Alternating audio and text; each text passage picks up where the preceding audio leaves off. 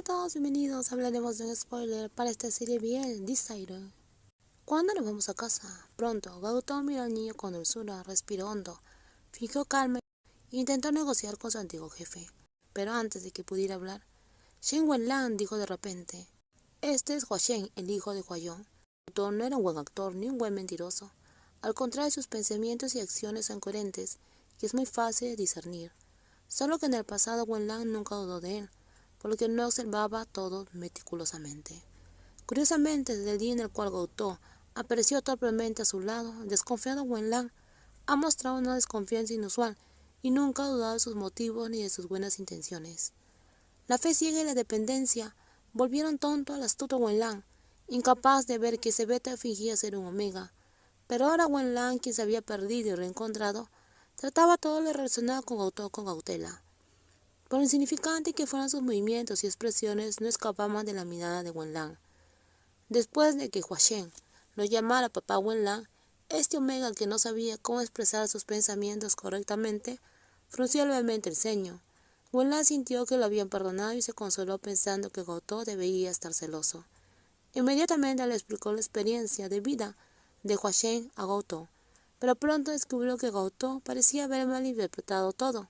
Tras escuchar su breve introducción, Gautama guardó silencio unos segundos, luego le sonrió y dijo felicidades.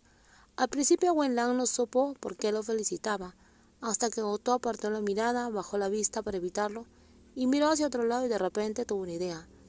Para cooperar con Huayong, ambos mostraron deliberadamente una cercanía, lo que provocó que Xiaoyong malinterpretara deliberadamente todo, por lo que Gautama, que lo seguía, también debió malinterpretarlo. Quizás la nerviosa explicación de Wenlan sobre la vida de Hua Shen fue equivalente al anuncio inmediato de Gautama. La secretaria Hua me dio luz.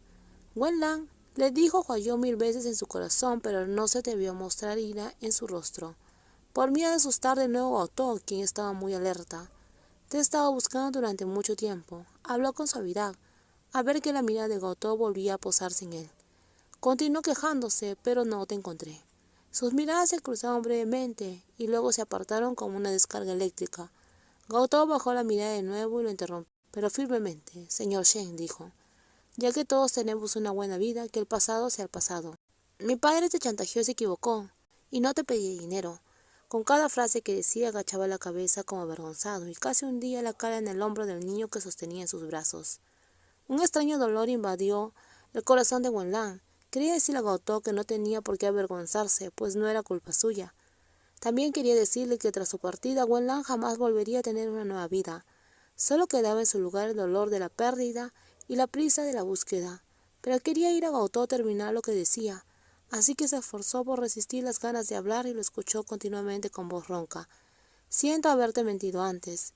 Puedes compensarme como quieras, pero... Gautama hizo una pausa, como si se ahogara del miedo y el dolor. Tras tragar saliva con dificultad, logró terminar la segunda mitad de la frase, y le suplicó a Wenlan, por favor, no lastimes a mi hijo.